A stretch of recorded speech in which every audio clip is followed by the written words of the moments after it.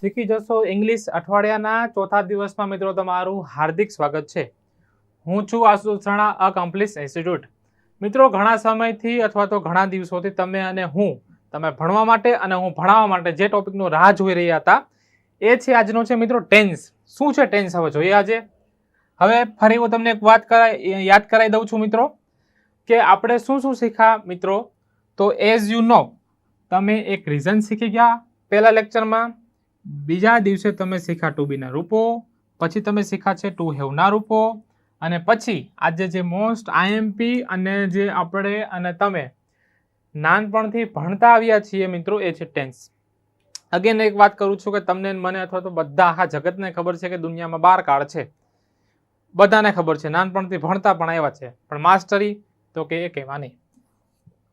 પણ હવે એવું કરવાનું નથી. કારણે સમજીએ પ્રોપર. ક્લિયર? તો મિત્રો આગળ વધીએ. હવે સૌથી પહેલા કાળનું બેઝિક શીખીએ. ક્લિયર? શું છે મિત્રો કાળ? તો કાળ એટલે આપણે નાનપણથી સમજીએ ભાઈ કાળ શીખીએ. વાતો કેવો કાળ છે કે હારો ખબર નથી પડતી, મગજમાં બેસતો નથી. તો મિત્રો કાળ એટલે એક સમય થાય, એનો સમાર્થી શબ્દ થાય સમય. અંગ્રેજીમાં કહે ટાઈમ અથવા ટેન્સ. તો મિત્રો જેવો સમય હોય ને, વર્તમાનનો હોય, ભૂતકાળનો હોય, ભવિષ્યનો હોય, તો એ પ્રમાણે એની વાક્ય રચના મૂકવાની. ક્લિયર કરીને હું તો કહું તમને કાળ નામ યાદ ના રહે તો ભૂલી જાઓ, ખાલી સમય કયો કે ભાઈ કેવો સમય છે. વર્તમાનનો તો વર્તમાન સમયની સેન્ટેન્સ મૂકો, ભૂતકાળનો છે ભૂતકાળનો મૂકો, ભવિષ્યનો છે ભવિષ્યનું સ્ટ્રક્ચર મૂકો. ખબર પડી કે નહીં મિત્રો? તો સૌથી આઈએમપી કાળ હોય ને મિત્રો એ છે સાદો વર્તમાન કાળ. જો સાદો વર્તમાન કાળ. એઝ વી ઓલ નો સાદાને અંગ્રેજીમાં શું કહેવાય? સિમ્પલ. વર્તમાન એટલે પ્રેઝન્ટ અને કાળ એટલે કાળને ભૂલી જાવ એનો સમાનાર્થી શબ્દ છે સમય, તેને કહેવાય છે ટેન્સ. ક્લિયર કે નહીં? હવે જુઓ મિત્રો, હવે આપણે શું શીખીએ. સૌથી પહેલાની વાક્ય રચના નહીં પણ સૌથી પહેલા ડેફિનેશન સમજીએ કે ભાઈ શા માટે આ કાળનું સર્જન કરવામાં આવ્યું. એવી તો શું જરૂર પડી? તો જ્યારે તમારે કોઈ પણ વસ્તુનું રૂટીન દર્શાવવું હોય, રોજિંદી ક્રિયા દર્શાવવી હોય મિત્રો, ત્યારે તમારે સાદા વર્તમાન કાળનો યુઝ કરવો. તો કે રૂટીન એટલે શું? તો કે રૂટીન એટલે રોજિંદી ક્રિયા. હું દરરોજ ક્લાસમાં ભણાવું છું, મારું રૂટીન છે. પૃથ્વી ગોળ ફરે છે, પૃથ્વીનું રૂટીન છે. તમે દરરોજ સપોઝ કે તમે વાંચન કરો છો, તમારું રૂટીન છે. ક્લિયર કે નહીં? સૂરજ પૂર્વમાં ઉગે છે, એ સૂરજનું રૂટીન છે. આમાં બીજું શું આવે? આમાં કહેવત આવે, આમાં વૈજ્ઞાનિક નિયમ આવે, સનાતન સત્ય આવે, વૈશ્વિક સત્ય આવે. તો એ બધી વસ્તુ મિત્રો આમાં જ કેમ આવે? તો એ આમાં આવવાનું મુખ્ય કારણ એ છે કે એ બધી વસ્તુ રૂટીનમાં કામ કરે છે. રૂટીનમાં કામ કરે એટલે એને સાદા વર્તમાન કાળના સંદર્ભમાં આપણે લેવાનું હોય છે. હવે સૌથી પહેલા વાક્ય રચના મિત્રો આપણે જોઈએ. તો વાક્ય રચનામાં આપણે પોઝિટિવની વાક્ય રચના જોઈએ. તો સૌથી પહેલા આવે સબ્જેક્ટ. હવે સબ્જેક્ટ એટલે થાય શું? તો જુઓ, સબ્જેક્ટનો મતલબ કર્તા થાય. કર્તા એટલે ક્રિયાનો કરનાર. આમાં બધા વ્યક્તિઓ આવે, હું, તમે, તેઓ. કોઈ પણ કામ કરે ને એને કર્તા કહેવાય. પછી આપણે ક્રિયાપદના પ્રકાર મૂકવાના છે, મૂળરૂપ મૂકવાનું. શું મૂકવાનું? મૂળરૂપ એટલે વર્બનું પહેલું ફોર્મ કહેવાય. ક્લિયર? પછી એક તમારે જોવાનું ઓબ્જેક્ટ. ઓબ્જેક્ટનો મતલબ તમને ખબર છે કે જેના ઉપર ક્રિયા થાય એ. સપોઝ કે હું તમને ભણાવું છું, ભણાવવાની ક્રિયા કોના પર થાય? તમારા પર. એટલે તમે શું બન્યા? મારા ઓબ્જેક્ટ બન્યા. ખબર પડી કે નહીં? અને પછી મિત્રો આવે અધર વર્ડ્સ. અધર વર્ડ્સ એટલે શું? તો કે અન્ય શબ્દ. અન્ય શબ્દમાં સમય અને સ્થાનની વાત કરે તો તમને વાક્યમાં ગમે ત્યાં મૂક્યા, પણ અંગ્રેજીમાં તમારે હંમેશા છેલ્લે જ મૂકવાના. ખબર પડી કે નહીં? હવે આ ટેન્સનું ગુજરાતી કેવું થાય ખબર કેમ પડે કે ભાઈ મગજમાં કંઈક ગુજરાતી આ રીતનું બેસાડવું. તો જુઓ, ક્રિયા સાથે શબ્દ આવવો જોઈએ છે, છા, છું. અને આ ક્રિયા હોવી જોઈએ રૂટીન એટલે કે સામાન્ય રીતે. સપોઝ કે હું દરરોજ વહેલો ઉઠું છું, તેઓ મને ફોન કરે છે, પૃથ્વી ગોળ ફરે છે, હું ક્લાસમાં અંગ્રેજી બોલું છું. ટૂંકમાં વાક્યના અંતે છે, છા, છું એ મિત્રો આવવું જ જોઈએ. ખબર પડી કે નહીં? તો આ બધી વસ્તુના ટેન્સ છે અને આ બધી વસ્તુના ગુજરાતી પણ હોય. આમ 12 કાળ છે તો 12 કાળના કંઈક ને કંઈક ગુજરાતી હશે મિત્રો. અને as being Gujarati we can not memorize anything in English. As being Gujarati, we have to use or keep in mind with Gujarati. Clear? As being Gujarati આપણે કોઈ પણ વસ્તુને ડાયરેક્ટ અંગ્રેજીમાં ના સમજી શકીએ, એને ગુજરાતીમાં સમજીએ, પ્રોપર અન્ડરસ્ટેન્ડિંગ લઈએ તો આપણે એને યાદ રાખી શકીએ.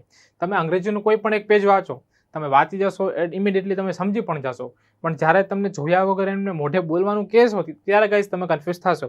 અથવા ઘણા વિદ્યાર્થી મિત્રો યુપીએસસીની તૈયારી કરતા હોય, જીપીએસસીની તૈયારી કરતા હોય અને ગુજરાતી માધ્યમથી અથવા બીજા ભાષાના જે માધ્યમથી આવતા હોય એ, તો લક્ષ્મીકાંત તમે અંગ્રેજીમાં વાંચો છો, વાંચી જાઓ છો, તમે સમજો છો, પણ જ્યારે તમને લખવાનું કંઈ મોઢે બોલવાનું કંઈક પૂછે ગાઈસ તમે ત્યારે ઇમિડિયેટલી અંગ્રેજીમાં જવાબ આપી શકતા નથી. કેમ કે આપણે મધર ટંગમાં જ મોટા ભાગે યાદ રાખવા ટેવાયેલા હોય છે.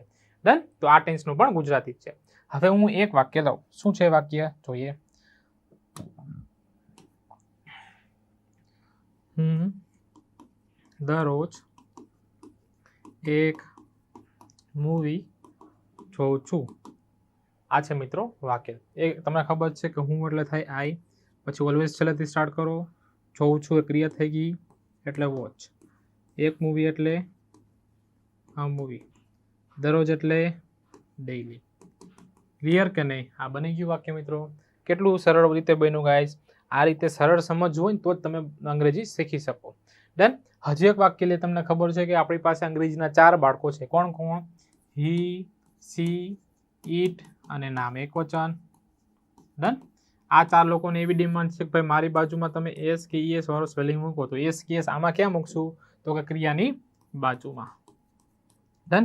એક વાક્ય એનું પણ લઈએ.